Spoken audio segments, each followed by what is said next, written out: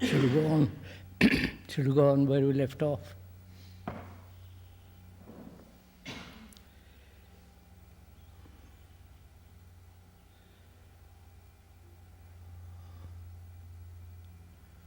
We were saying so the day before yesterday when we met.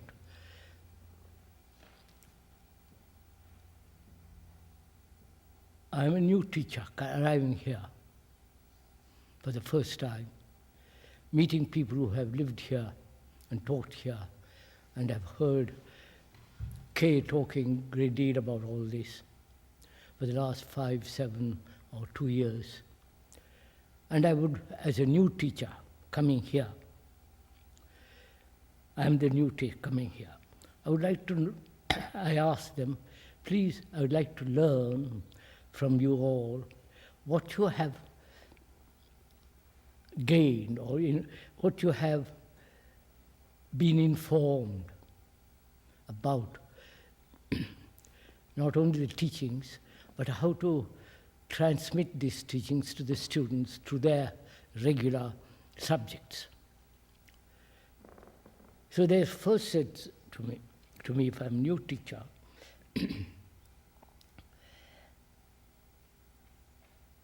that I had it and I forgot it, just it'll come back in a minute.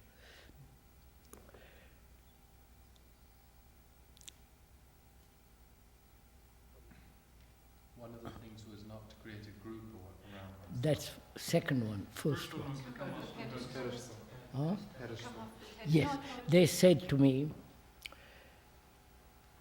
what is important is to establish right relationship between yourself and the student.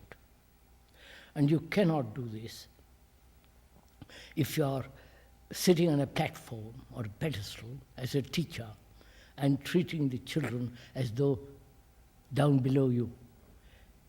Come off the pedestal and establish a relationship of mutual learning. Then that's first thing they said, you must learn here. That's what we have learned. And you also must learn that, which is, don't approach the student or any of us as though you knew a great deal more than the student does. You, as well as the student, are learning together. So you establish then a relationship which is mutual. And also they said to me, if you come here, what we have learned is that you must have no motive, which means self-interest. Before that, they also told me that because I come off the pedestal, I must be very careful not to form a group around myself, which will be another form of status. And also they said, you are here really not only to learn, but also to have no self-interest, which means no motive. And I said, I understand all this. Verbally, I reason for it, the logical, intellectual reason for all this. But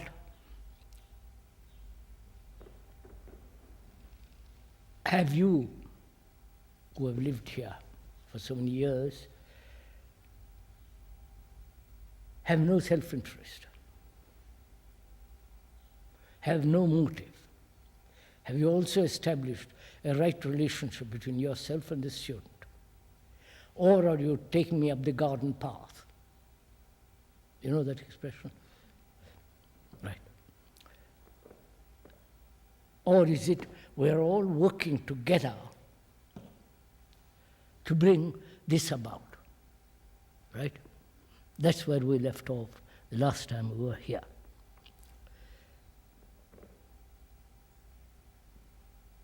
I'm still the new teacher, and I still want to know, because I want to learn from you, how you act as a community.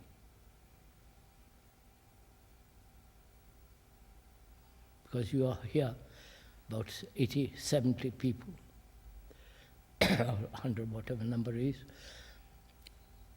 What is your relationship with each other? Is there any authority which dominates this whole structure? Or we won't use the word structure, this whole operation. Sorry.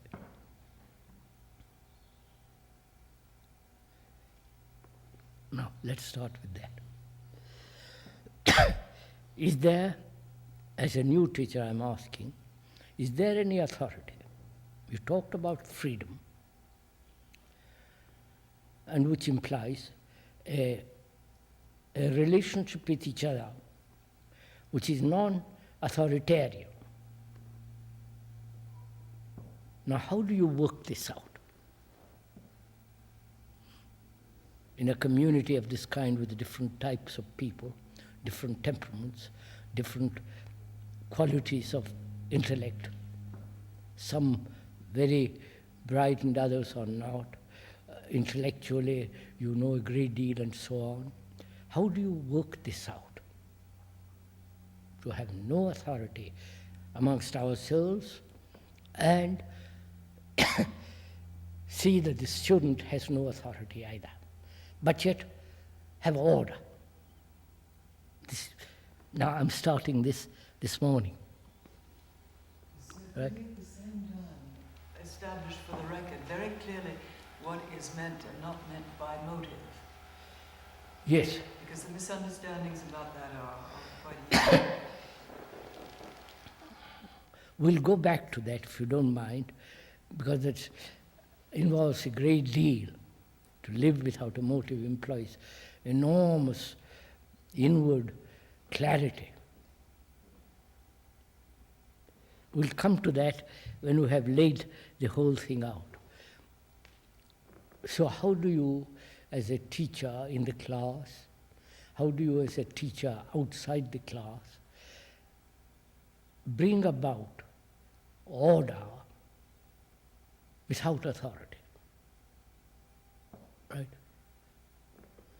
Please tell me how you do it, because I want to learn from you. I'm the new teacher. I'm passionately interested in this, not merely intellectual, not merely I'm here for a job, but I like this whole way of living. So please help me to learn how to deal with the student that having no authority doesn't imply disorder.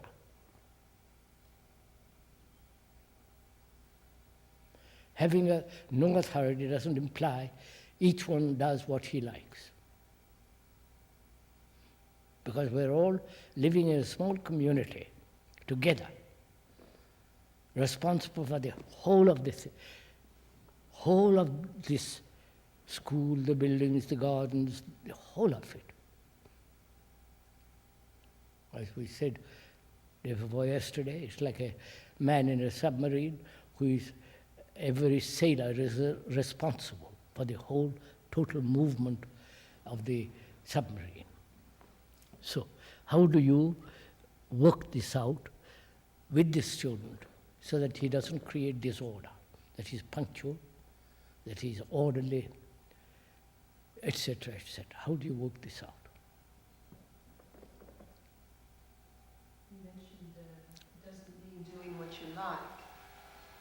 You mentioned it doesn't mean doing what you like, and I think many students, many people, do equate freedom with that word, and they equate authority with the opposite. In other words, someone telling them what to do. So perhaps we would have to start with, what does it mean, what you like? So how do you work this out? Not, I'm learning from you all. I'm a new teacher. Here, how do you work this out?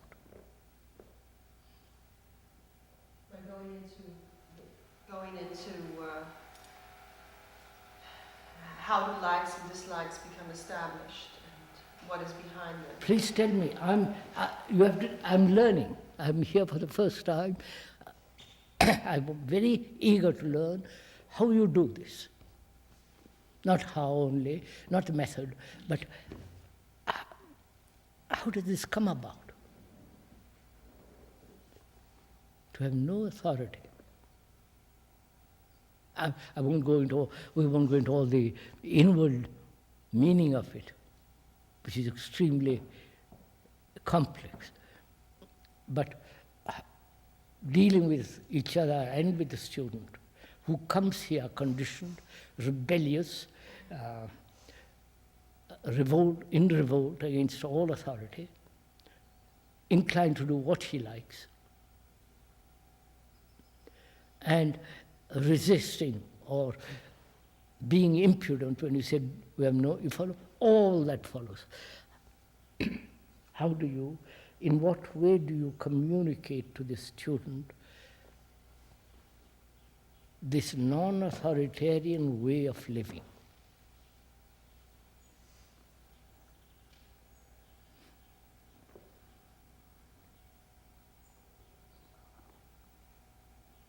Could we begin by not coming to any conclusion as to whether there is an authority or there is not an authority, and then look to see... How do you do it? What do you do? Do you actually do this? You, Mr. Jenkins, do you actually begin saying to yourself, look, I don't know anything about it, let's find out. Have you done this? Or are you telling me as an idea or as an actuality? Sorry, I'm the new teacher. I have a right to question you. Well, in one sense we do it. The students are, almost every meeting, some student will say, you are acting as an authority in this case, in this instance, so that we look at it. We're sometimes, this rule or this suggestion or this. Do you talk, if I may ask, do you discuss this problem with the student? We have to go into it. It's raised time and time again. So what happens at the end of the discussion, at the end of year? Do they understand the complexity of the nature of non-authoritarian activity, and therefore they are orderly? I think some of them do, yes. What do you mean some of them? Majority of them don't do it?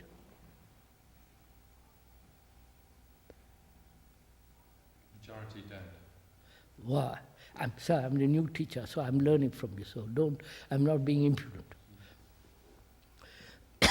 Why don't the majority of them haven't learned?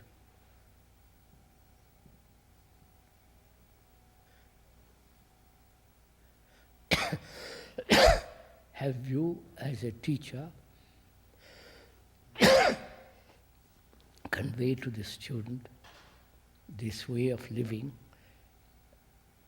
and do you have no authority? And therefore, capable of cooperation?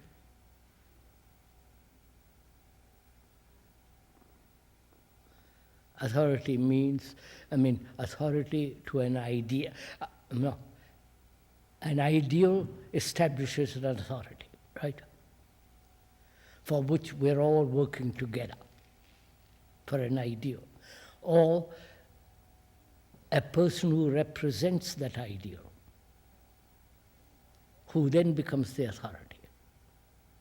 Or we have ourselves ideals, and we want to establish those ideals here. Or we feel this way of living in an authoritarian way, and therefore we will cooperate with each other. I don't know if I'm conveying this. Do we do this here?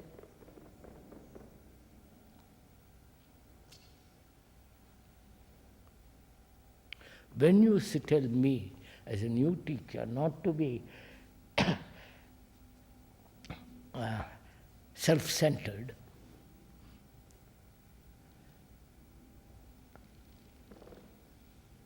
without a motive,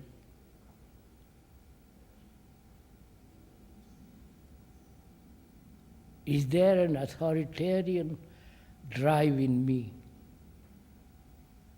You follow?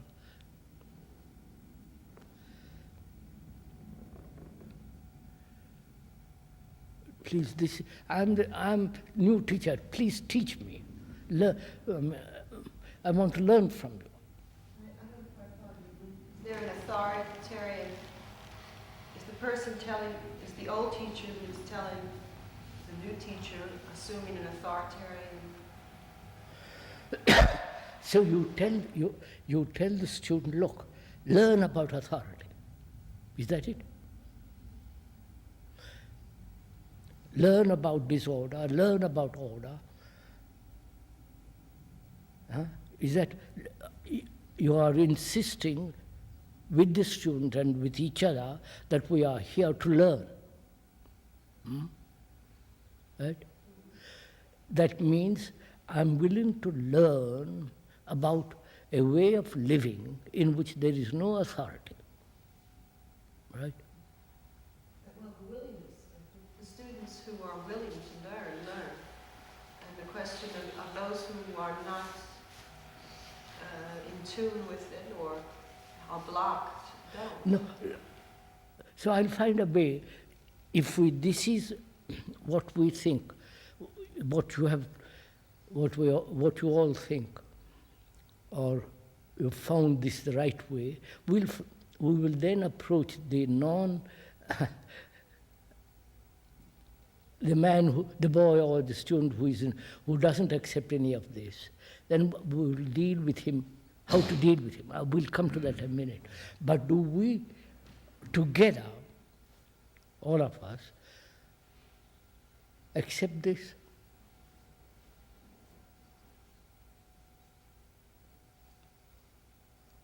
There is no authority.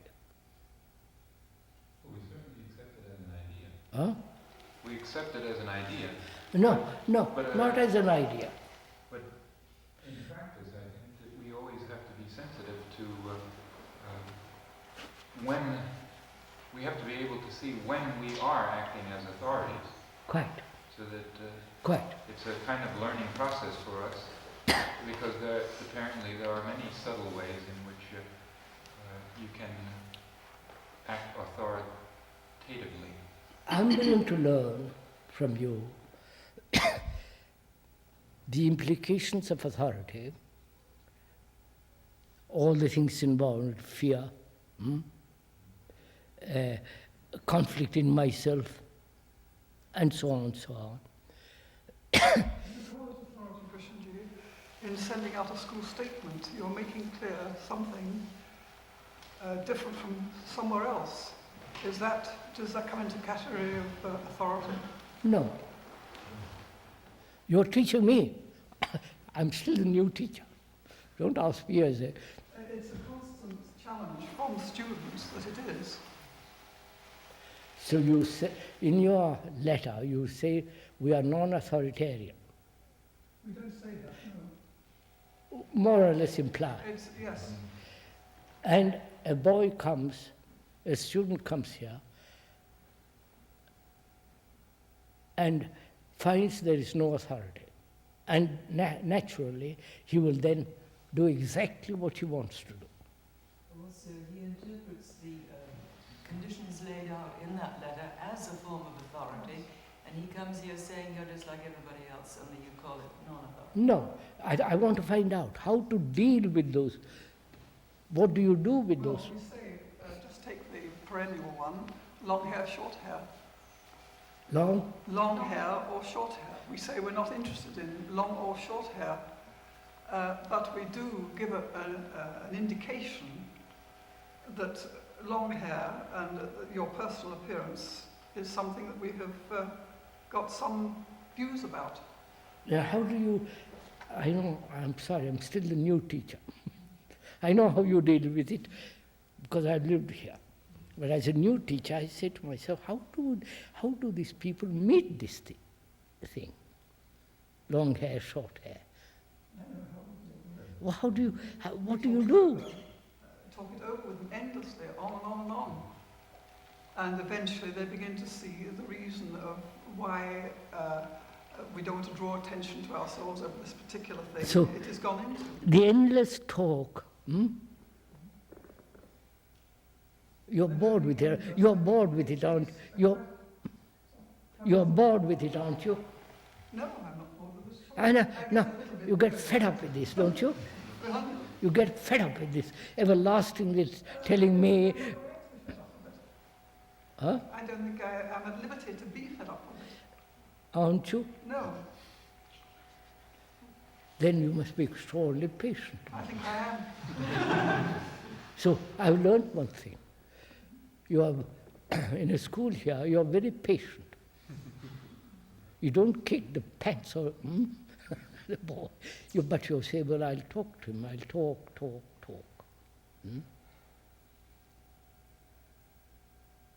Until they see something of what we're trying to get across, but then they will say, well, isn't that a motive?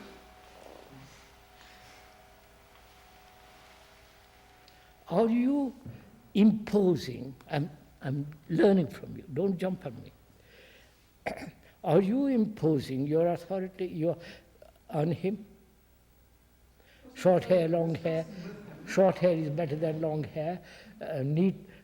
Have long hair, if you have long hair, keep it neat, combed, tidy, clean. Is that all Victorian? I saw the other day at the gathering, I was so surprised. See a woman, must have been to India, who has never combed her hair. Plaits, thick plaits. Now there is a certain sect in India, monks, who never comb their hair or their beard. They never wash it? Huh? No. They never wash their hair? No. I don't think they wash it or they do something or other. But I've seen them, plaits, they are like a felt. It smells, but I've sat next to them, I know about it. Anyhow, I saw this woman, and I said, good Lord, Now, is there a different way of dealing with those students who are not long hair, instead of endlessly talking to them? It must be tiring, it may not be boring, it must be exhausting for you. You can learn Huh? quite a lot in the course of attempting to get it across. So it is exhausting. Well, I survived. It is tiring, let's put it that way. Yes. So what shall we do? It isn't necessarily, because you see, if you really do meet that and go into it, you're really having to discover for yourself why you are saying this, why this is being said. It's Because I've been to, some school where long hair and beard is the Eton collar. Yes. The Eton collar. Yes. So I accept it. Here you come along, and you say, no, sorry, you can't have that.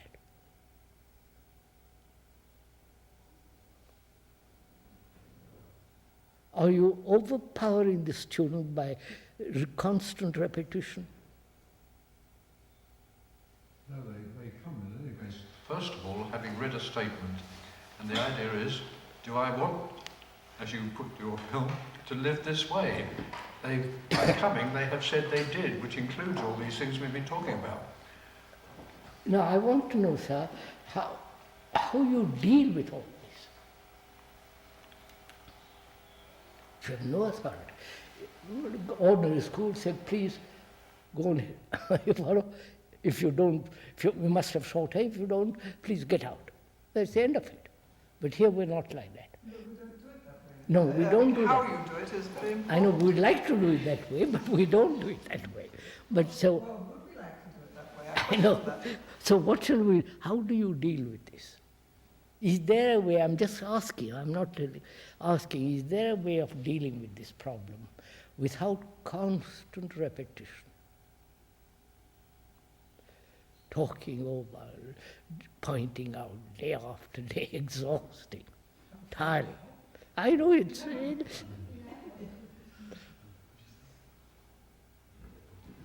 Do you do it or do we all do it?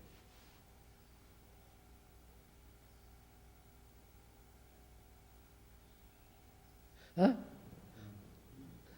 Silence. Is it that you only do it, madam? No, I think if somebody comes with an enormous lot of hair, people will tend at first to think, oh my God, it's not my job. But I think they do get around to it, and I think it is done by most of the staff. I'm asking, I'm here as a new teacher, I want to learn from you. Do we all do it, or do you do it? Yes? Yeah. My God. The poor children. Straight away. Doesn't last long. That's a form of pressure, isn't it? Which is authoritarian. Not necessarily. No, don't dodge the issue. I mean, if you've pointed it out and taken the trouble to say, look, this is why we feel this way. I understand. It's a pressure. It is, you have said you feel through your experience or through our joint experience that this is the simplest, most forthright way of dealing with something that is a social problem. No, Mrs. D, that's not, you're not on the, it's a peaceful pressure. Not if the student understands. That's a big hit. Sometimes the student understands fairly fast. I understand all this. I want to find a way of not exercising pressure, but let the student do it. You understand? Can I give an example? If someone comes to a drawing class and they are doing imitative cartoons of the town they were brought up in this big, and you change their medium, or they agree to change their medium, so they're working in a different scale, they function differently, and they're listening differently, and they're experiencing differently. Next week, they will still usually return to that. And this process seems to have to go on and on and on until And they... that's what I don't want, that's terribly boring to me. As a new teacher, if I come here to repeat, say the same thing over and say, please, etc., etc. Is there a way of doing it differently? Situation a platform for what we are generally going into here, which is you come with all sorts of notions and you examine them. Are they? No, you see what I'm trying to get at, madam. I'm the new teacher. I'm very sorry we appointed you.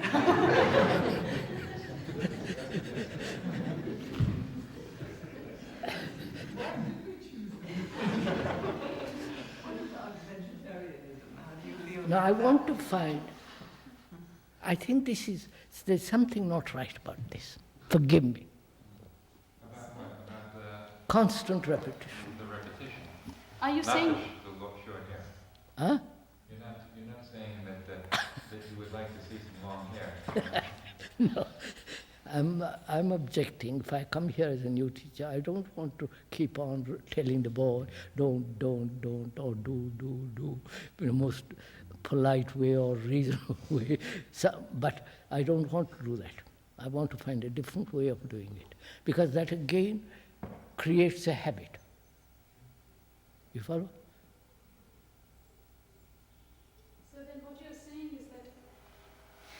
we've got to convey it to the student instantly. You understand, Shakuntala, I would like to find out, Madam. Yes, but if you said you can't use repetition. I don't want to repeat. Yes. I want to tell him once and finish with it. And you're saying it must I know. penetrate. I want to find a way of telling him once, making him listen and do it. But it takes time. I don't want to take time over such silly stuff. I mean, I see it, but until he's seen it... I want him to see it instantly. Krishnamurti, part of the problem is that you want him to see something that he doesn't want to see. And he deliberately and pointedly doesn't want to see it. But I must find a way of making him see it. But wouldn't he consider the fact of how he's listening, since at first it doesn't seem to be... No, you see, I want him to learn. I come here as a new teacher to learn. He comes here as a student to learn. So we have to answer this question. Wait, to learn. By constant repetition is not learning. No, but the repetition is in... I don't see why I should. No, but I want him to avoid all that. But if you're saying that we're going to go into something one time and to then be finished with it, the participants have to be listening to each other. That's Ted. I want Mr. Ted. I want to find a way of doing this differently. There must be. And this constant on the part of all of you, every day saying, look, do this, do this, do this, do this, or don't. The constant repetition is not in saying you must not do this, but it's more like a constant attempt to make the student aware of just his entire general behavior and being in the school. You see,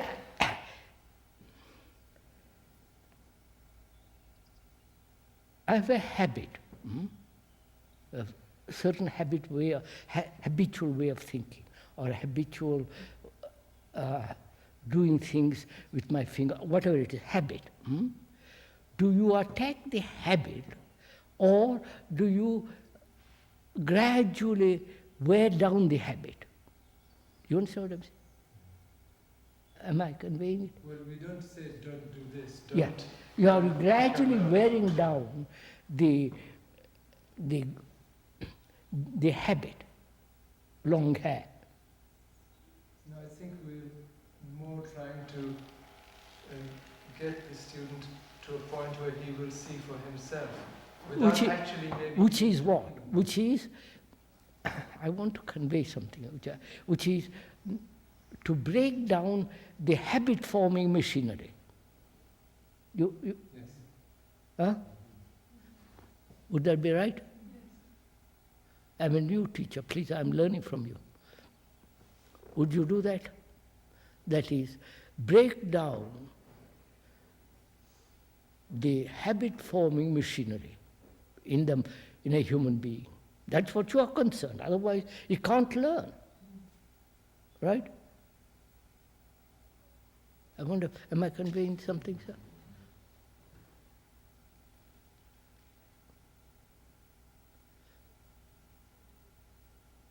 Because if you tell him, we stand for whatever it is, that becomes another habit.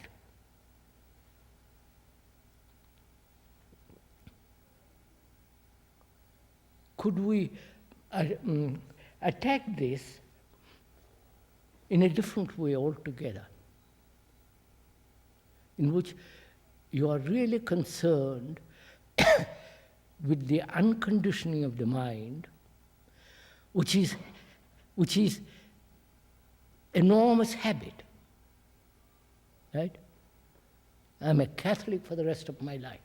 What you are trying to do is to break down that habit. Right?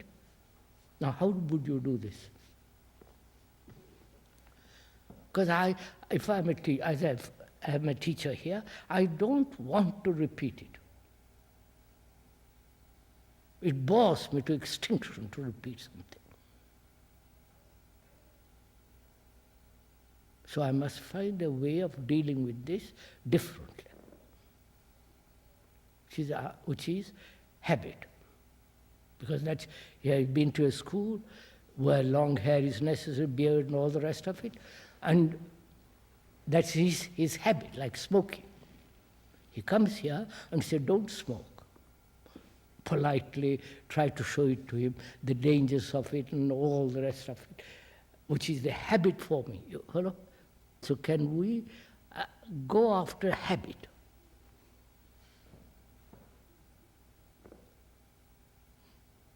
The trouble with habit is that by its very nature we are unaware of what we are doing. Yeah. So I'm asking,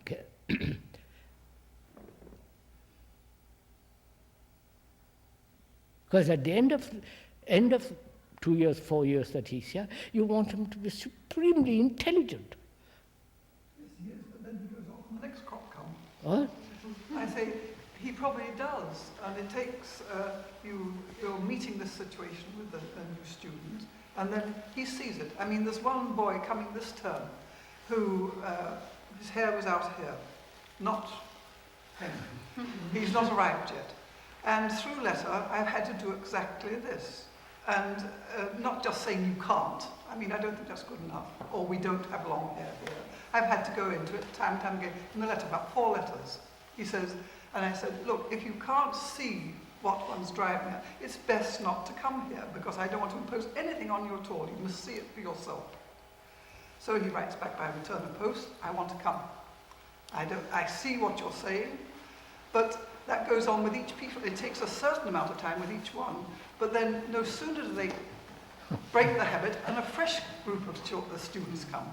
And you've got to start all over again. I know that. I understand it. He sort of drives, or many students, they'll drive the staff to a point where they say, all right, now we have to exercise our seniority, so to say.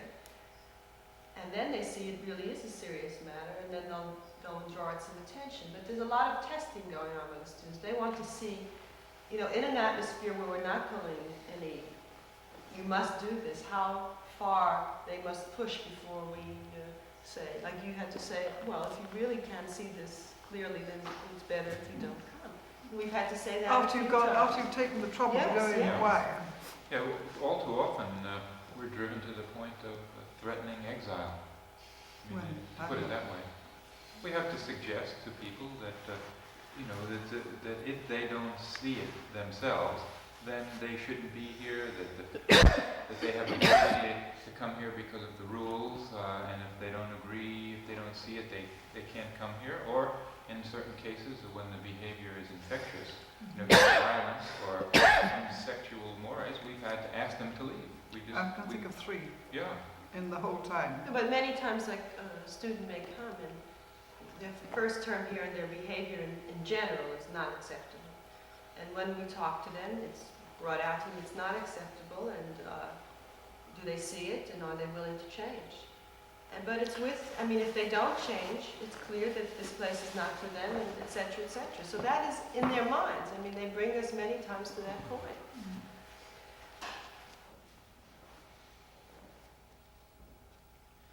You understand, I'm the new teacher.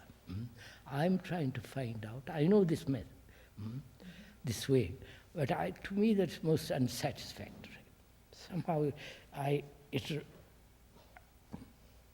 goes against my grain. It's unsatisfactory to us all teachers too. It's unsatisfactory to us also. Yes, therefore let's find out together if there is a different approach to this question.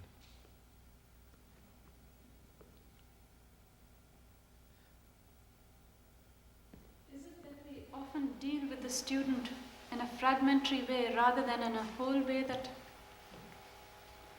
How do you do that? How do you do that? Is that an idea or... I'm asking I don't know. I want to find out how to do this.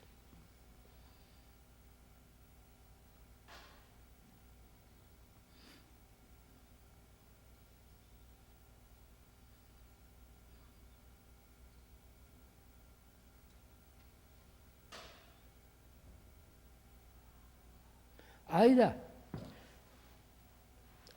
if I'm a student, I come here, long hair, or whatever it is, and you point it out to me, and I begin to have an insight what you are talking about, because I want to be here. I've taken my parents and I have written letters to you and all. I want to come here. And yet I have this habit, tremendous habit in me. You are attacking the habit, aren't you? Huh? Not long hair, short hair. But through habit you point out the long hair, short hair, right?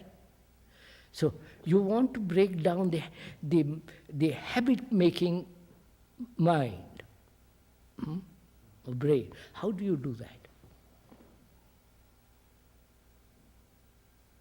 Is that the reality of the situation?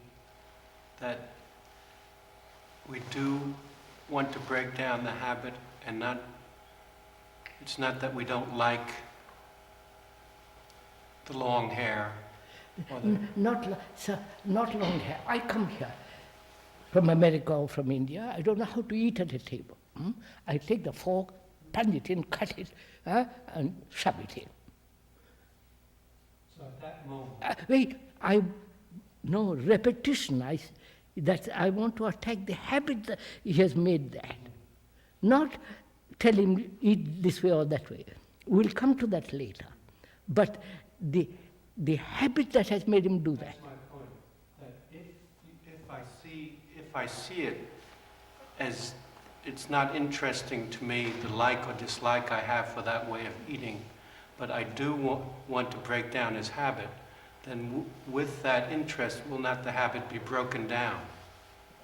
I want to find out how to break down so that I don't form habits. You follow, sir? Then you have, it's very simple. But at that point, the student may think that we all have. Therefore, I'm coming to that. Therefore, when I talk to the student, I want to be clear that I'm breaking down the habit too. I'm learning with the student because I've come off the pedestal, and therefore I'm learning with the student how to not to form or not to form habits. But with regard to eating, we all go No, leave eating, long hair, short hair, leave all that aside. I want to find out, as a teacher here, to break down habit forming. Like smoking, drinking, all the rest of it. To stop any habit. So that his mind is very alert all the time. It seems to me that there are moments of attention, mutual attention, when habits do drop. I am not at moments. I want to, it is necessary that we don't form habits. And I want to help the student to do that. How do I do it? What shall we do together? Come on, sir. What shall we do?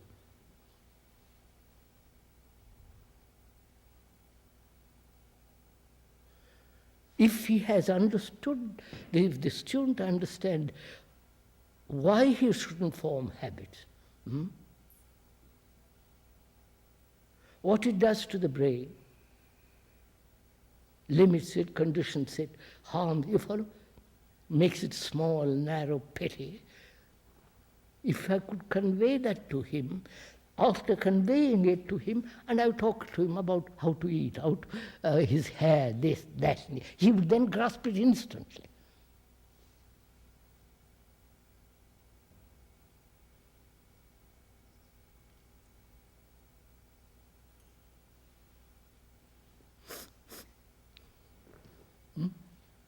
Could we do this, sir?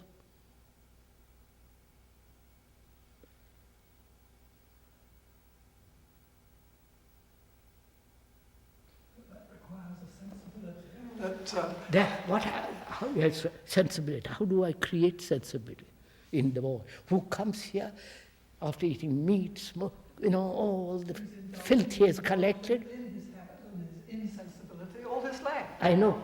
Therefore, what am I to do? And I don't want to repeat over and over. It's boring, irritating. It exhausts me. What? Not necessarily. It does to me. I don't want to do it. If you're interested in pointing out this habit, making it clear so that he understands it and sees it for himself, why is it boring? I am attacking much more important than short hair, long hair. Yes, I'm talking indefinite. I'm saying if I can help him to learn what sensitivity is and therefore prevent habit forming, then when I talk to him about hair, how to hold it, he will immediately see it himself.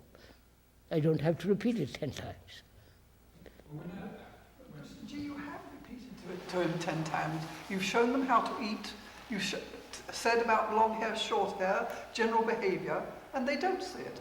They still go into the dining room and they put a lump of bread on their hand and they smarm butter on it and they take I've seen all that. I've seen all that. So they don't see it instantly. No, but which is more important? Smarming bread, butter on the... is that more important than habit forming?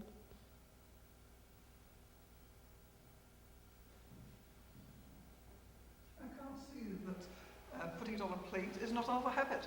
Huh? I can't see that putting bread and butter on the plate and using a knife sensitively is not another habit. No. But he's not learning. He's carrying on what he has done at home or at other schools, which has become his habit. And you are trying to correct that, and not the machinery that makes habits. As a new teacher, I want to attack the habit making. But do we butter our bread according to habit or to... No, leave it. You don't go off on detail about... This comes into it. The point in the mind of the student. I'm going to me, the much more important is the machinery, the habit-forming machinery. If I could change that so that he never forms habits, which means highly sensitive, watching, alert, watching others, watching himself. That's creating habit too. No, that's not habit. Tradition. That's not habit. It is tended to do so, it needn't be. I refuse to... There are various kinds of habits. No, please, I'm using the word habit. I know great many habits. So just look, sir, is there a way of conveying to each other and to the student so that he acts instantly? See the right thing and do it. Finish with it. Don't you have, this is to lay the basis for that first of all, by attempting to learn with him what habit is, what its structure is, what its pattern is, what its movement is, because we also have habits. Of course. And therefore, to see them is in itself part of that learning. So look, sir, suppose you have a habit of smoking. Can you drop it instantly and forget never to smoke again? I have done it. No, you can. Drop it instantly. So what was behind that?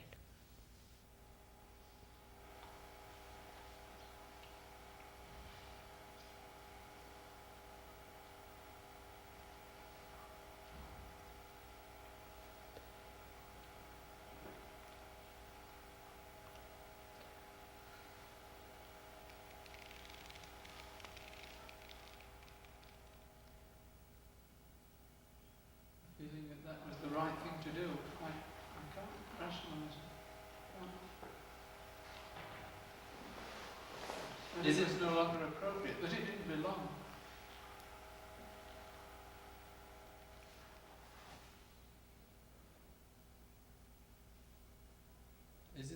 perception that the brain tends to function in grooves, tends to function in habits, and that's unsatisfactory. Mr. Jenkins, sorry, I'm a new teacher. So please, you have habits, haven't you? Can you drop those habits instantly? And not be told over and over and over and over again. Politely, kindly, non-irritated, occasionally irritated, explain, watch and say, do this, do. Huh? Can you see your habit and drop it instantly? Habit of speech. As an adult, Huh? I might be able to as an adult, but as a child, I very much... I may repeat it after establishing this idea of breaking down habit. Because then I'm interested in myself, whether I'm watching my own habit forming. That's a very adult thing to do.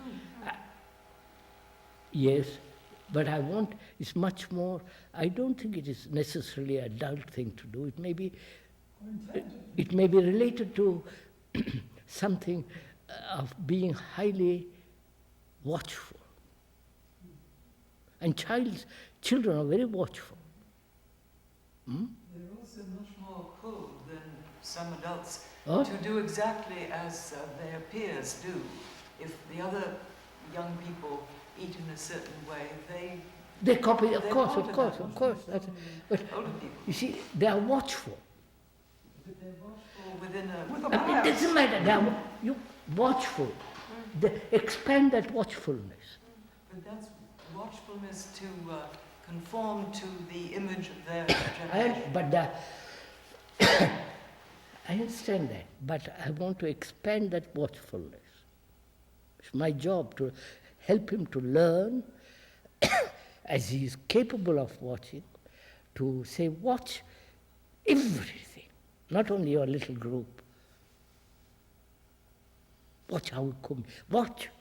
But that kind of watchfulness is closer to imitation. Huh? I mean, the people who grow long hair are not watching people grow long hair and then see the beauty of it. They have not. want They to just imitate. fall into the trap of it. Right. That's So all. we're not trying to expand Now the we mind. want him to learn not to fall into traps. Therefore, he has to be watchful. Right? What will you do if that is so? How will you set about it?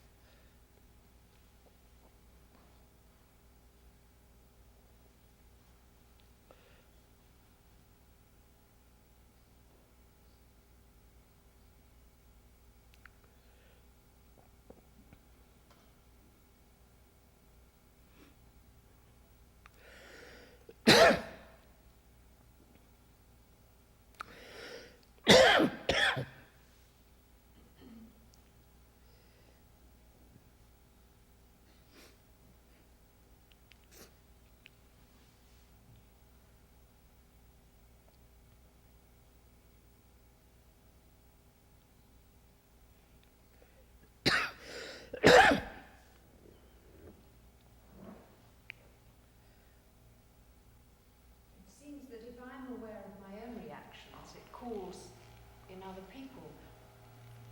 Madam, that- I'm a new teacher, therefore I don't know you.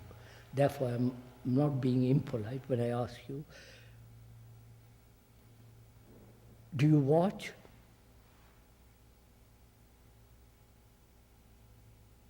And when you tell the student to watch, he might say to himself, oh, I won't listen to you because you are not watchful yourself. What the heck? Therefore, are you watchful? Well, when No, not when. Well, wouldn't we have to be watchful, right? What? Wouldn't we have to be watchful in our own habit-forming machinery? So Are you that they watchful? Are you see- watchful? I am the student. You tell me be watchful. Watch everything that's happening. That girl going on the cycle. The boy, so on. Watch everything. Clouds, trees. Watch. Learn to watch.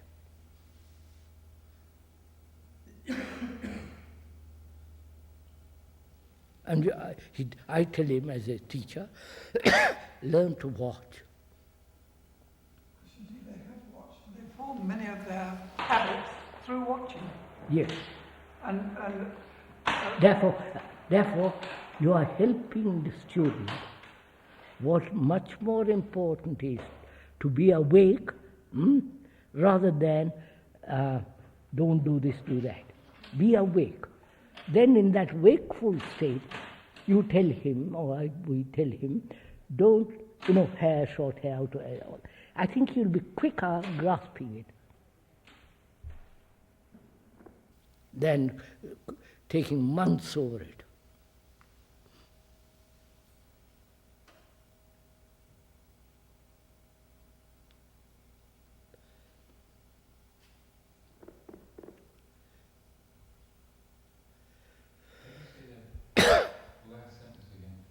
Huh? I didn't hear it with the clicking going on. I didn't hear the sentence clearly. If I could, as a teacher, help him to learn what it means to be watchful, and together, student and me, learn together to be watchful about everything. That girl moving there, everything. Then, in that, while he's learning, I tell him, look, watch your hair.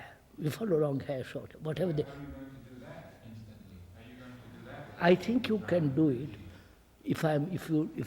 if you can teach me how to be watchful.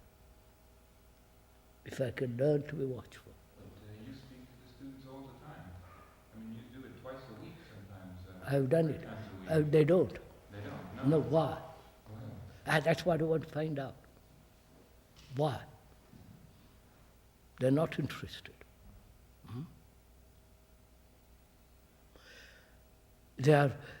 I talk to large audiences. What? Constant repetition. I loathe that kind of thing personally. So they don't listen, they don't care, they're attracted for various reasons. They come here for multiple reasons. And what shall I do? Well, it's not just that it goes deeper than the habit. It's deeper than that. But if we were to say, listen, don't wear rings on this finger, people would say, no, all right, I'll do that. I don't want to go much deeper into it. We can if you want to, but I'm just taking that as an example.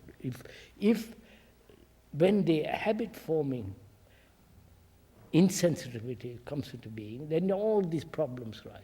If you can help the student or help each other to be sensitive, which can only happen in watchfulness, you have solved probably 80% of the problem.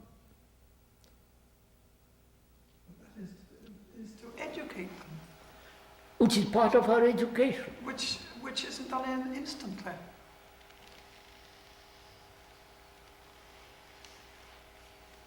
I think it can be done. I personally don't want to take many days to break down something. You see,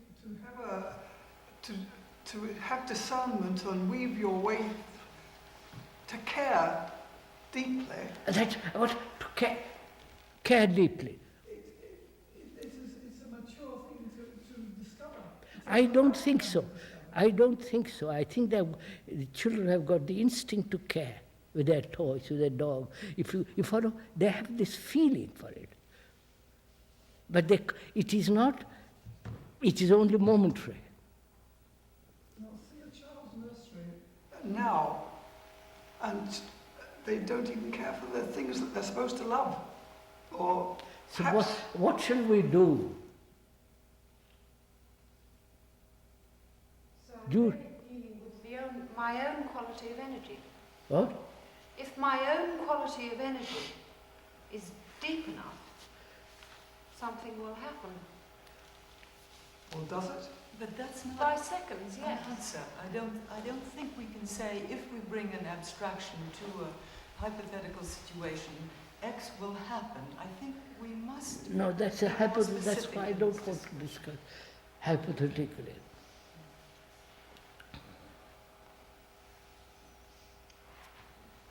Doesn't the issue of watchfulness immediately hinge on how partial or how complete it is? I mean, if you bring it up to, among ourselves, or in a particular case with the student, isn't it then a question of what degree of watchfulness? Yes, I understand that, right?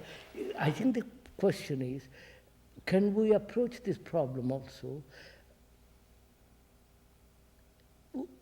Why is it so difficult that we don't want to learn?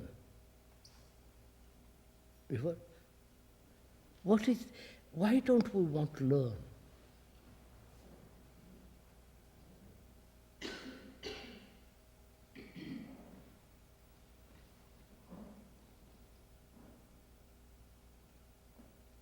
The other day, after one of the talks, a man comes up to me, an oldish man, puts his hand on my shoulder, you were there, and whispers in my ear, saying, "You're a lovely old man, but you're stuck in deep grooves."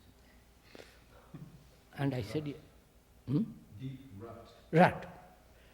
And I went home. When I came to my room, I said to myself, am I stuck in a groove? Rut? I watched it all day for 3 or 4 days. Whether I am stuck in a rut. It interests me, you follow? I don't want to be stuck in a rut, but if somebody tells me, however politely or impolitely, I watch it. Because I want to learn, you follow?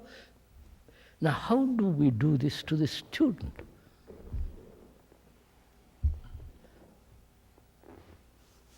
By having it first right amongst ourselves.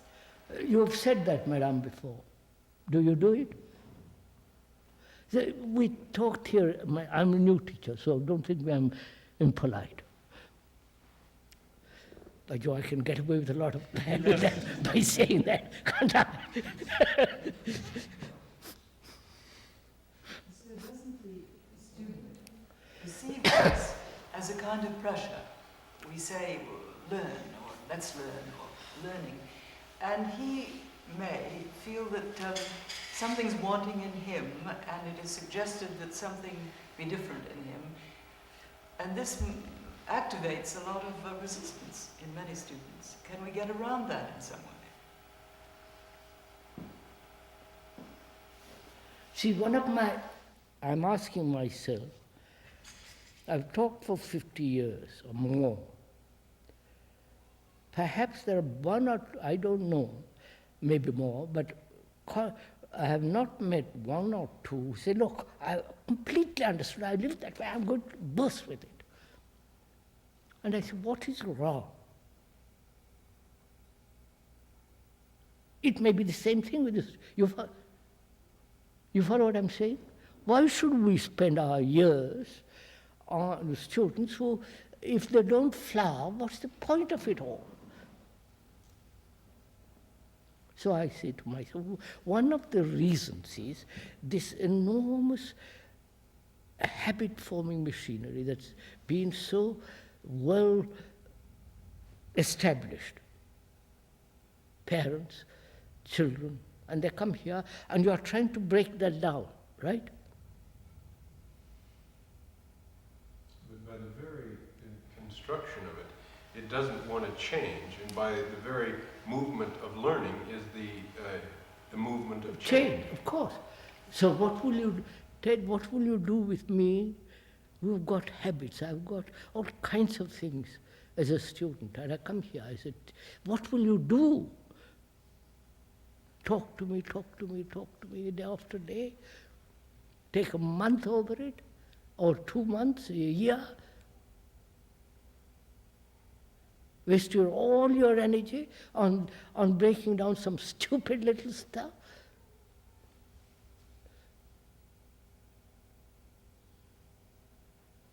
No, but at the same time, the big, the habit, the learning issue is still in the same fix or predicament of challenging, not changing. The entire life training of that student or that human being is to reinforce habits. Yes, How of about course. I know acceptable that, habits? that's the easiest way of living. Forming habits and ruts and grooves and live there. Well, there's an advantage in that any student coming here is disposed to looking at his habits. Before he comes here, he has approached us and said, look, this sounds different. And then that's the most frequent thing said. So he's disposed to it. So we've got a step in. I understand that. So how do you cultivate, give him, so that he, when he comes here, after a week he's broken. Huh? That's what I want to find out. I don't want to waste my life on you follow.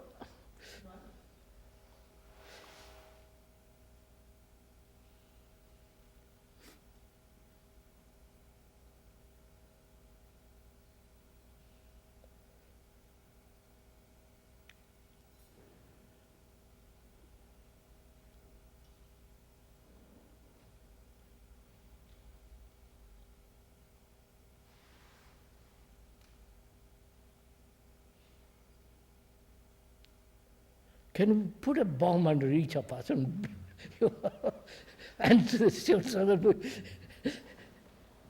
all the students come here of their own volition. Of course not. So, parents send them and all the ones that do, come looking for something different are the ones that do listen and do make some movement. So in this.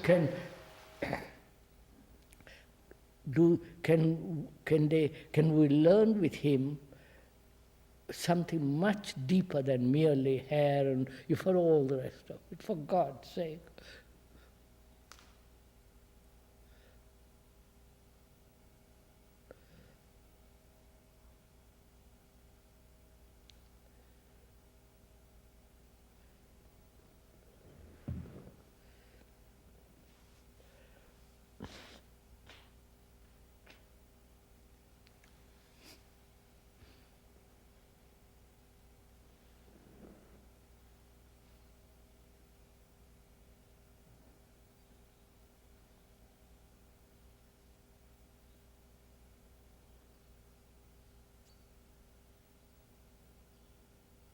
Krishnamurti, is it a question of vigilance, watching if habits are forming, or is it a question of finishing with habits altogether?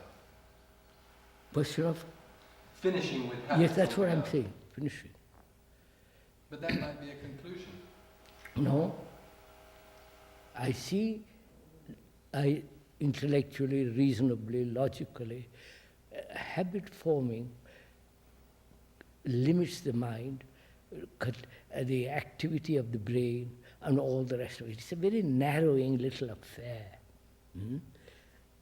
So I see it. It's not a conclusion. It's so. It is. That's a microphone. It's not a conclusion. It is so. So and seeing that, can it be broken down?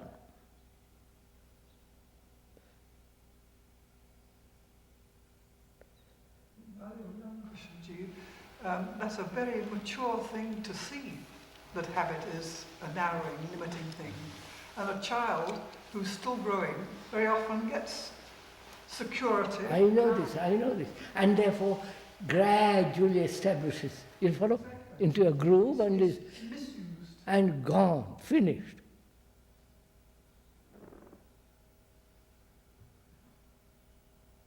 A lot of the students, I think, wouldn't even know what the word meant. Of course not. They've never seen any habit. Well, because their habits are usually identified very closely with themselves. They're as an individual, so-called. And they're very defensive against anything perceived as an attack against themselves. Perhaps last year, I don't remember if it was you or Dr. Bohm, there was a meeting, and we got very much into the deep implications of the schools. And there was a certain atmosphere in the room to the students present who were very profoundly affected by seeing the entire picture. Now, I'm wondering perhaps if many of the students, if they don't quite see the totality of the picture in terms of habit, where that leads to, and this, the steps leading to the whole way that human beings behave, and what we're really trying to accomplish here. And perhaps if in ways this was, the profound importance of this place was made very clear to them. Not just starting with perhaps the small, but they had the whole picture.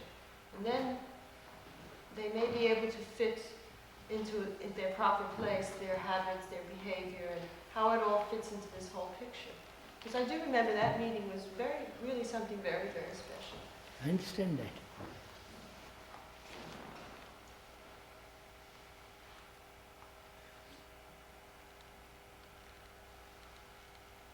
See, when you say no authority,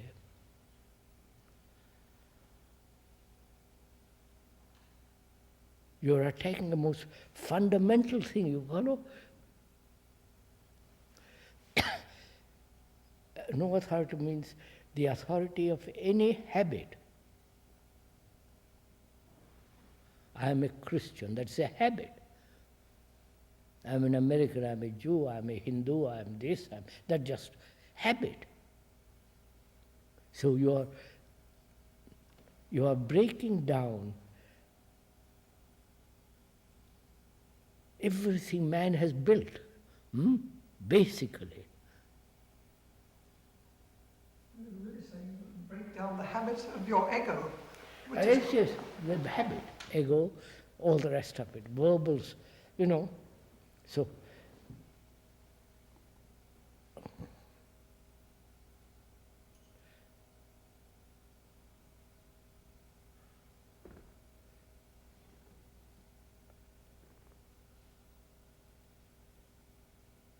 as a new teacher, I'm asking you, if there is no authority, and you're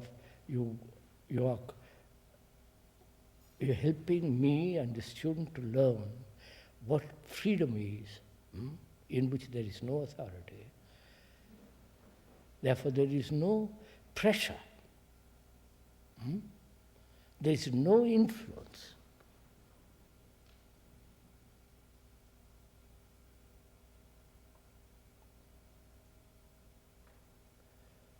And, it's one of the great, you follow? How immense, what the implications in it are. So that the mind is never influenced.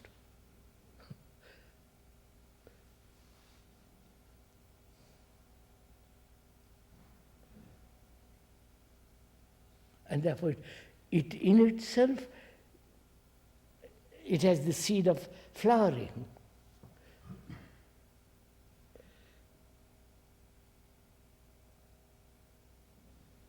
And I would like the student to learn this.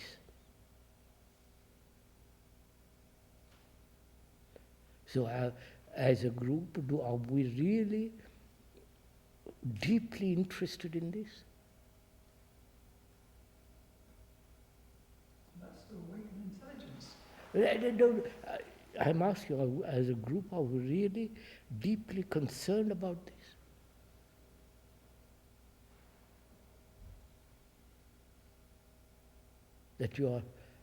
That we stand, that we are learning together to have a brain and a mind that is not slave to something, slave to words, slave to an idea, slave to, you follow? No. Therefore it's really free and therefore. Is that what we are all working for?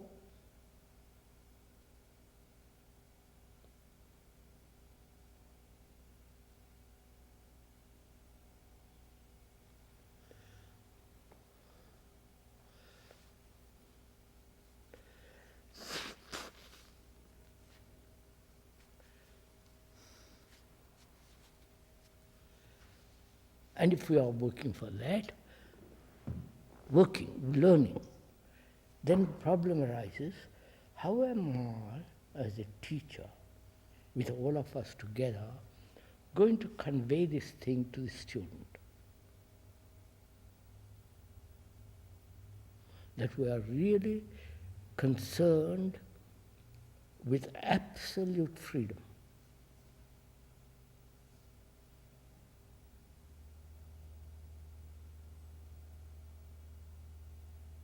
Freedom, you follow? That's so essential. How do we translate this to him? They're not interested in it. Right. They come here with sent by parents or with their own interest. Those were the two categories. Those who come pushed here and those who come naturally who want to come. Now, how do you deal with those students who want to come out of their own accord with this problem, with this question, that when he leaves here, he must, you follow, have captured this, have learnt it, or is learning about it.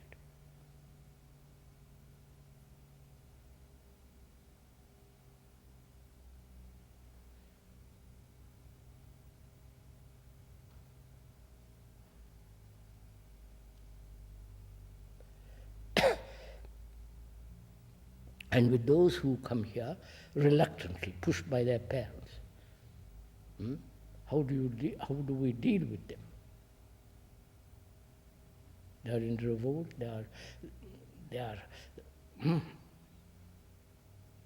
angry, upset, rooted out from their old habits. To you follow, put into a place with what happens? Huh? Not many students. All right. Therefore, the majority want to come willingly.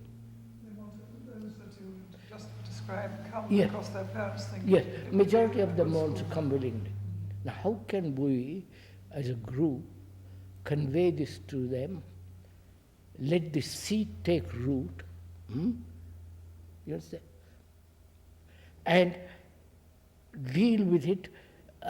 Not only at the very center, but also in the frills. You know, have your hair cut and clean, be punctual, all the rest of that. To do both. You follow what I mean? The seed that will operate right through his life, that will flower. And also talk about order, discipline, you know, the frills of life. Right? How should we do this?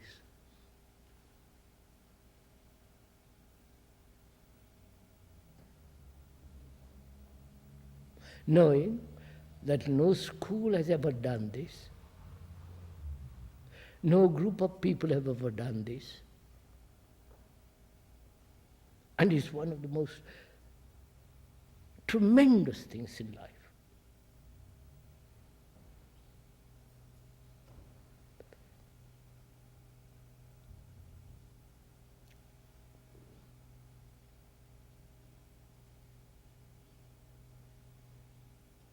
Please, I'm the new teacher. Let's learn. Tell me what to do. Tell me how you would do this. Not how you approach this, in what way you learn about it.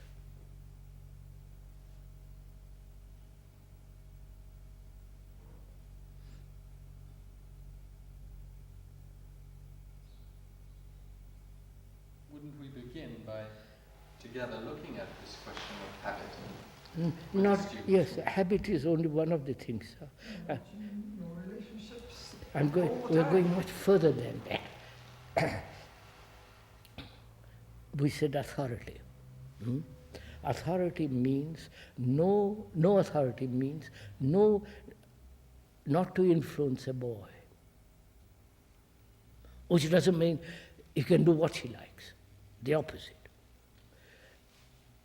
So that he himself sees the right thing and does the right thing. not a right thing, the accurate thing, the correct thing.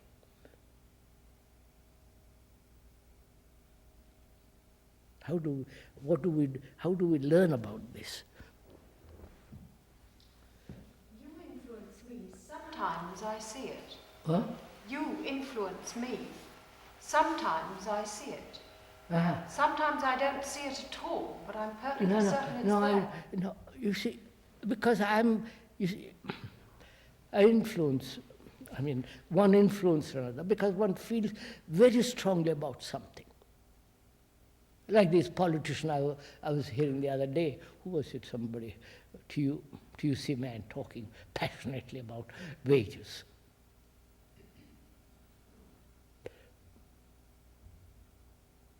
Therefore, all the people who are listening to me were also concerned with wages are tremendously influenced by this chap. Murray it was, I think it was. But we are not here to influence each other. I don't want to influence. That to me is a drug. I'm not peddling drugs, sorry.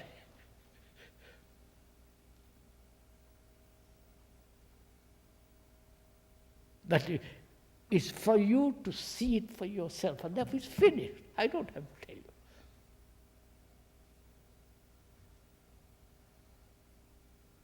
And can we together see this? You understand, sir? Together, not I see it and you don't see it, therefore then when you see it you influence me and you tell me what, and we go through all the rigmarole. Together to see this.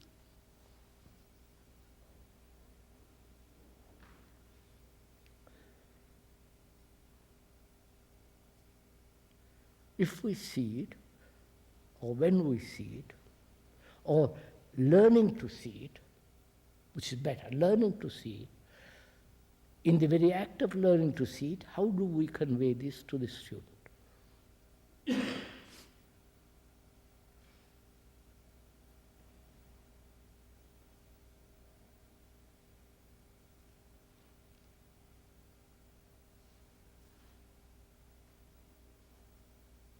I think we convey it when we are passionate about something, sir, right?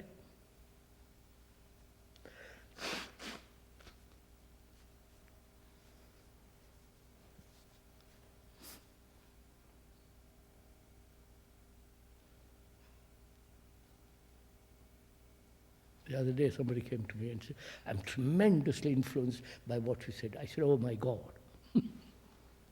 He said, what do you mean, oh my God?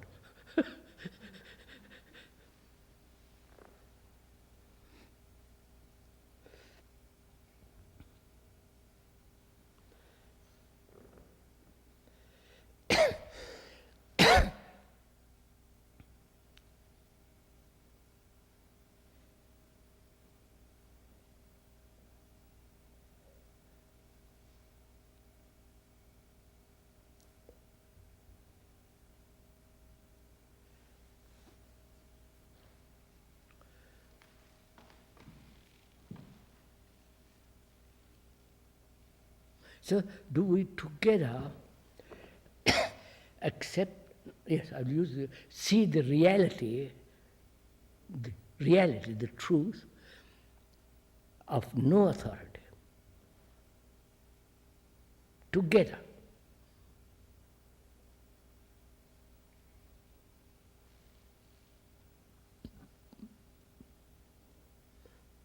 Not only superficially, but in depth. Not to influence, not to put any pressure, but realizing there must be in order and all the rest of it. Do we together see this, the importance of it? As a new teacher, I see, by Joe, how it's a tremendous thing. And I would like to learn at the greatest depth what are the implications, and I'm passionate to convey this to my students.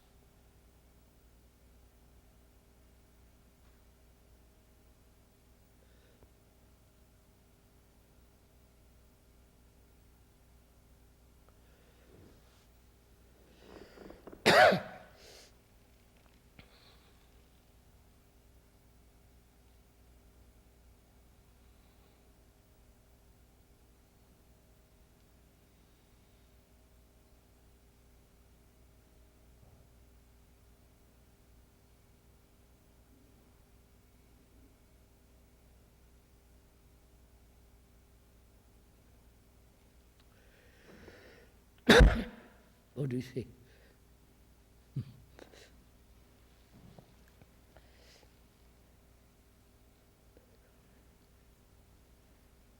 It seems that we're in a position, more or less definitely, I'm not saying yes, to some extent I'm doing this, or to some extent I should do that, but in the position of looking at the action that is in fact together a movement of this kind. No, Ted, I'm asking you, do you and I, two people, you and I for the moment, see the importance and the depth of no authority?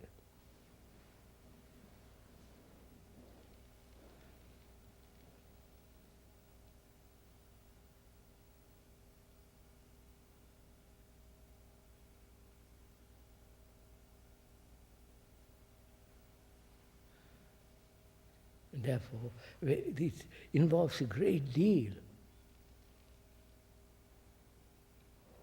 You know a great deal about machinery. I don't. But you, knowing so much, naturally begin to have assume an authority. I give you the authority, or you assume to have the authority. But if you and I are learning, not about something, but the fact that I must learn.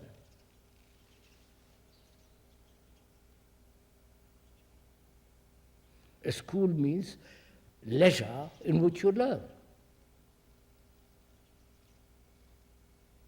And am I learning, or you learning about authority?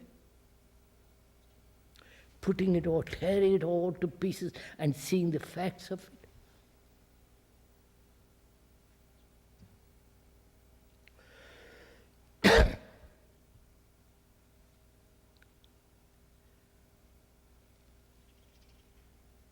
See, I'm going to India next month, at the end of next month.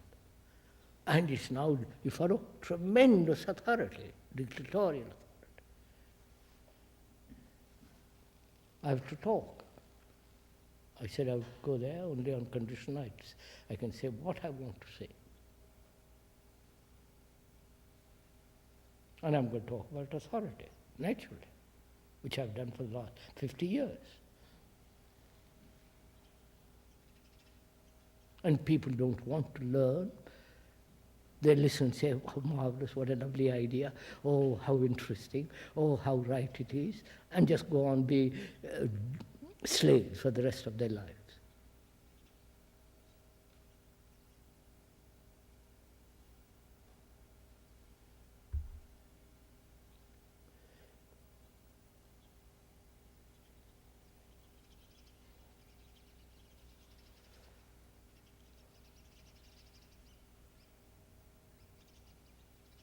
See, I have to approach it differently. Say, don't be slaves to tradition.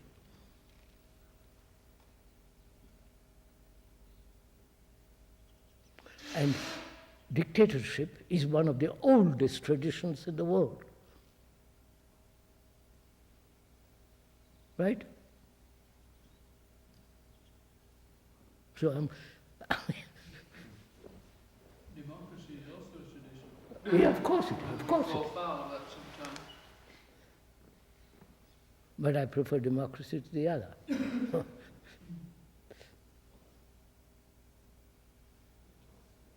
So, if we are all together learning, it's a marvelous thing. You understand, sir? We have created a different thing altogether.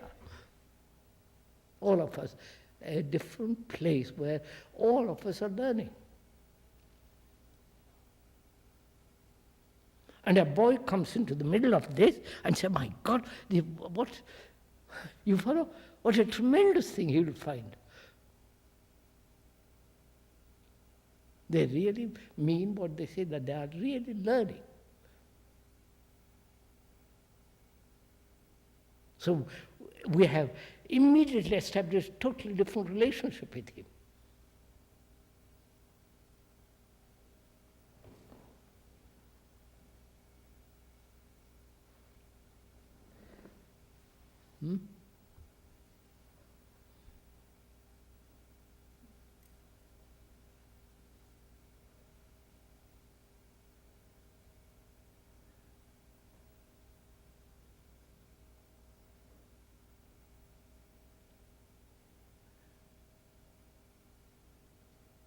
The other day in the talk, after the talk, one of the women came up to me and said, you are learning, you are my brother.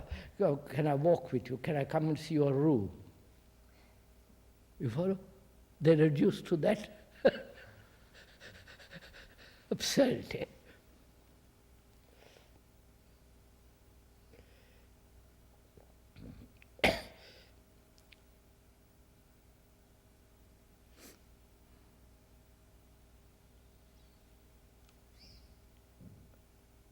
I think that's the root of this, don't you? That we are here to learn from each other, from the books, from students, and from everything.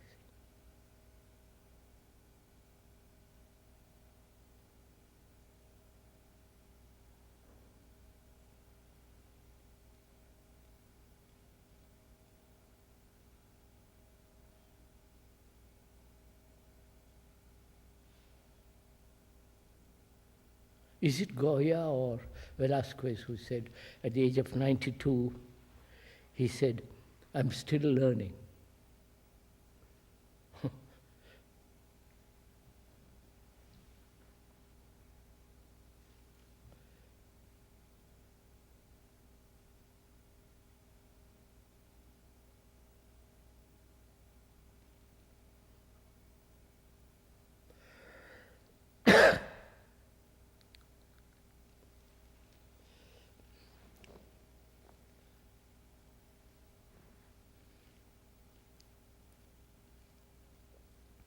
Do we stop?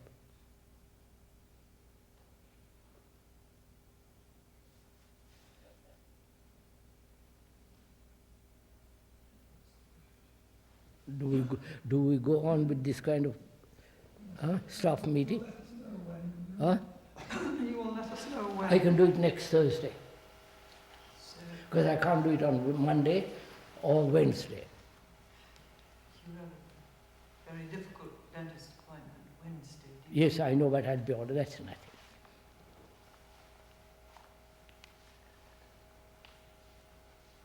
Well, let's be here, but let's learn to... We'll find out. If I can talk on Thursday, we'll do it. But do we go on with this? Is it worth going? Please, you won't flatter me to go to hell. But if you say, is it worthwhile doing this?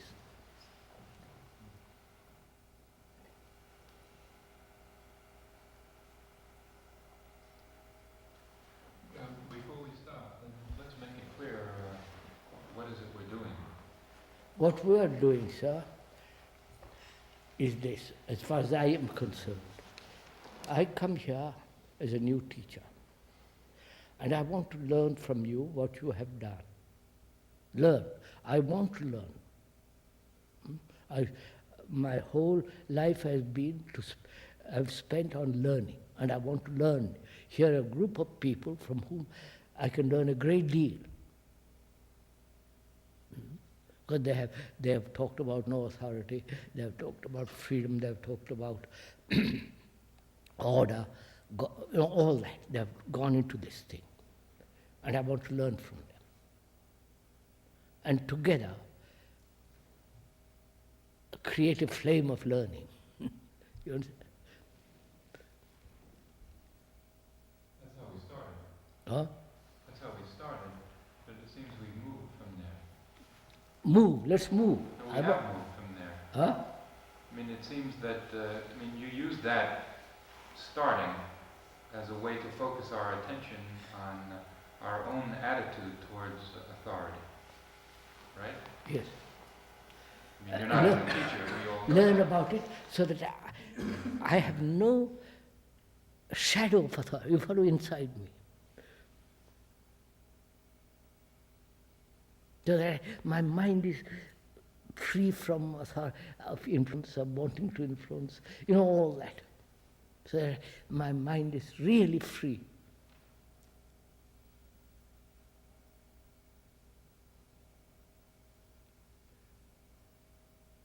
I want to learn.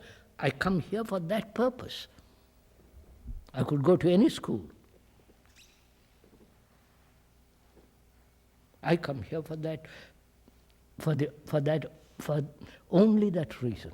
Because here I've heard that there are a group of people here who are concerned with this and are trying to learn about it and not be dogma and all the rest. So I think I'd like to join them.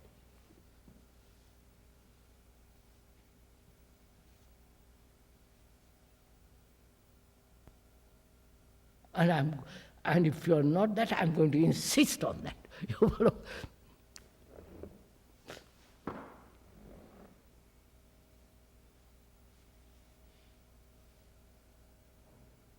And find out together how to convey this thing to the students. If you can teach me how to convey this to the students, I say, all right, I've learned it. I go to Rishi Valley, you follow, and teach, learn, help them to learn.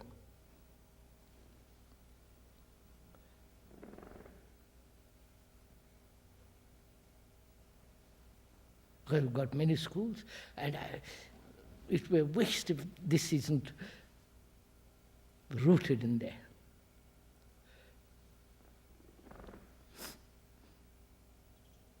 So, you understand? Right? I made my position clear. Right, sir? Now, is it worth doing here? I'm just asking, shall we go on with this?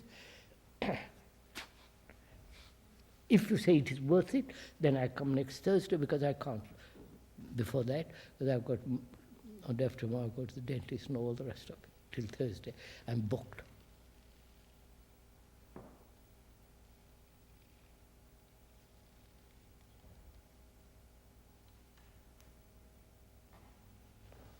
Don't take a vote as they do in the TUC or the West House of Commons.